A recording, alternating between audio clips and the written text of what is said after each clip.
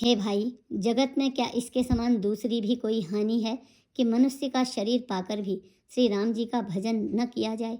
चुगलखोरी के समान क्या कोई दूसरा पाप है? और हे गरुड़ जी, दया के समान क्या कोई दूसरा धर्म है? इस प्रकार मैं अनगिनत युक्तियां मन में विचारता था और आदर के साथ मुनि का उपदेश नहीं सुनता था।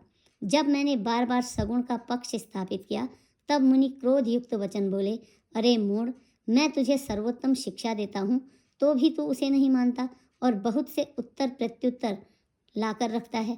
मेरे सत्य वचन पर विश्वास नहीं करता, कौवे की भांति सभी से डरता है। अरे मूर्ख, तेरे हृदय में अपने पक्ष का बड़ा भारी हठ है, अतः तू शीघ्र चांडाल पक्षी अर्थात कौवा हो जा। मैंने आनंद के साथ मुनि के शाप को सिर पर चढ़ा लिया। उससे मुझे न कुछ भय हुआ न दीनता ही आई। तब मैं तुरंत ही कौवा हो गया। फिर मुनि के चरणों में सिर नवाकर और रघुकुल शिरोमणि श्री राम जी का स्मरण करके मैं हर्षित होकर उड़ चला।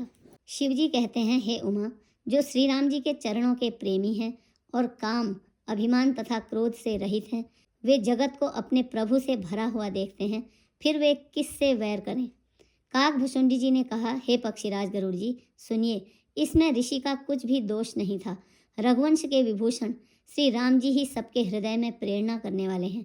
कृपा सागर प्रभु ने मुनि की बुद्धि को भोली करके अर्थात भुलावा देकर मेरे प्रेम की परीक्षा ली।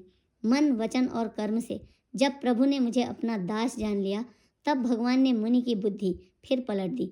ऋषि ने मेरा महान पुरुषों का जैसा स्वभाव, धैर्य, अक्रोध, विनय आदि और श्री राम जी के चरणों में विशेष विश्वास देखा। तब मुनि ने बहुत दुख के साथ बार बार पछताकर मुझे आदरपूर्वक बुला लिया। उन्होंने अनेकों प्रकार से मेरा संतोष किया और तब हर्षित होकर मुझे राम मंत्र दिया। कृपा निधान मुनि ने मुझे बालक रूप श्री राम जी का ध्यान अर्थात ध्यान की विधि बतलाई। सुंदर और सुख देने वाला यह ध्यान मुझे बहुत ही अच्छा लगा। वह ध्यान मैं आपको पहले ही सुना चुका हूँ। मुनि ने कुछ समय तक मुझको वहाँ अपने पास रखा। तब उन्होंने श्री रामचरितमानस वर्णन किया।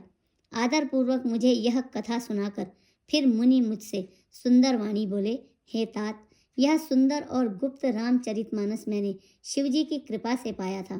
तुम्हें श्री राम जी का निज भक्त जाना, इसी से मैंने तुमसे यह सब चरित्र विस्तार के साथ कहा।